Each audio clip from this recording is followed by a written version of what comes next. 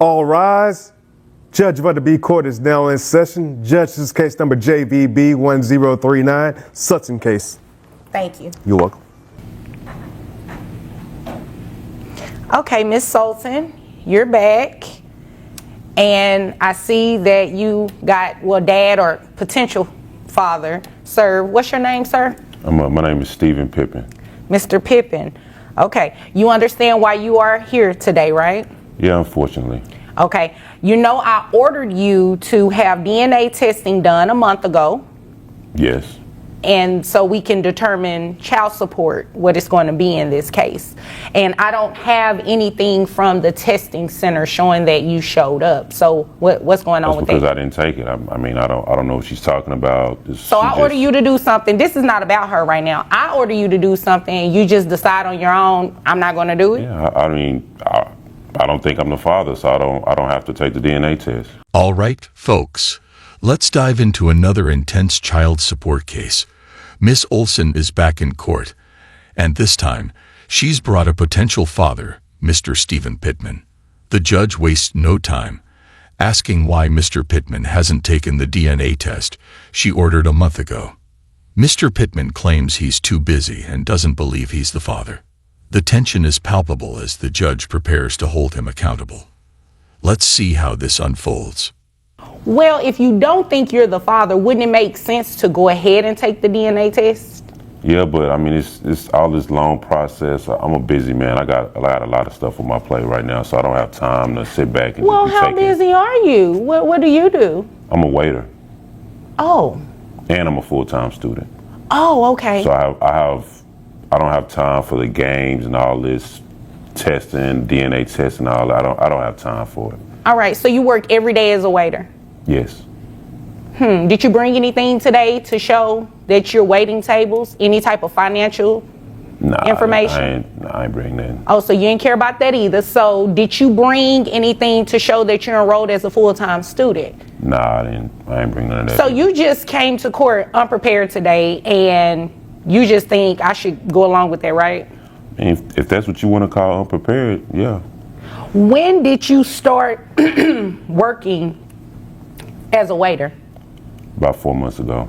What did you do 4 months ago? I had a full-time job working as a consultant. All right. How much money were you making? $63,000. Hold on. How did you say your baby was? 5 months. 5 months.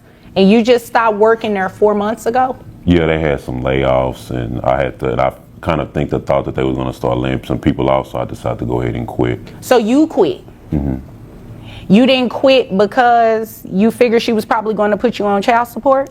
Nah, I just... Are you sure about that? Because it's mighty funny that this child is 5 months old and you just stopped working that job 4 months ago. How much money were you making? $63,000. $63,000 a year? And you're making how much as a waiter? I did it because I'm a student, so I'll probably make around $15 an hour. Oh, no. You came here to waste my time. You obviously came here to waste my time today. Mr. Pittman's defense is less than convincing. He admits he didn't take the DNA test, claiming he's too busy as a waiter and full-time student. The judge isn't buying it, especially when he fails to provide any proof of his employment or enrollment. Mr. Pittman's excuses pile up, and the judge quickly sees through his attempts to avoid responsibility. The tension rises as the judge questions his motives, especially after learning he quit a $63,000 a year job just 4 months ago. I am not going to place you on child support for $15 an hour and you just start working a job paying you $63,000 a year. You see how crazy that sounds? I mean, I think it's crazy that you using my $63,000 income. I don't even work there no more. You don't have to work there, but it sounds like you intentionally stopped working there because you thought she was going to put you on child support. No. So you just disappeared on her? Because I'm not the father. Like, I don't even know. Like, I'm at work. But we don't know that you're not the father because I ordered you to go and get DNA testing. So we could have found that out today. But you know what? We don't have to do it. You know why? Because I can deem you the father today because I ordered you to do it and you didn't do it. That's what we're going to do. That's exactly what we're going to do. So, who carries health insurance? Well, never mind. That was a bad question. Yeah, it's me. You carry health insurance. How ma'am. much is it? $750. $750. Does that include you and the child? Yes, it does. Okay. So what I'm going to do is split that in half, because child support, his obligation, he's only responsible to pay health insurance for the child only. Okay.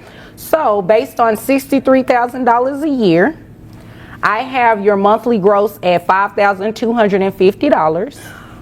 That brings your net to $4,226.99.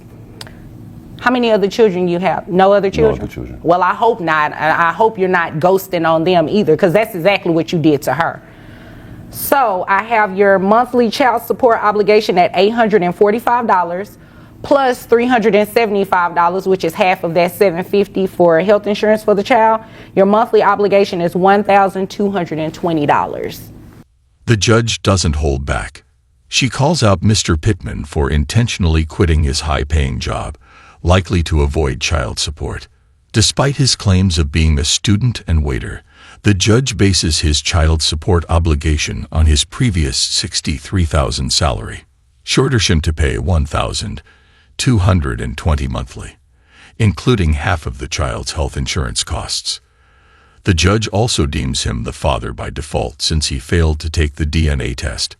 It's a firm but fair ruling that leaves no room for excuses. And I'm ordering you to do that.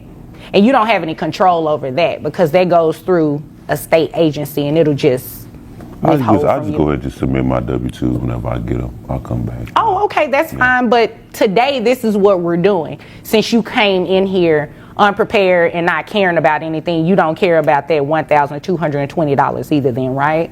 Okay, I guess so. But we'll get updated. I'm not tripping. Okay, well, we can do that at a later date. Do you have any other questions? No, I don't got no questions. Okay, do you have any other questions? Okay, if nothing further, you all are dismissed. Mr. Pittman isn't happy with the ruling, but the judge shuts him down. She reminds him that court orders aren't optional and that his actions have consequences. The judge also emphasizes that the child's well-being is the top priority, not his excuses or financial gains. The case wraps up with a stern reminder. Parenting is about responsibility, not avoidance. The judge's final words are a mix of tough love and accountability.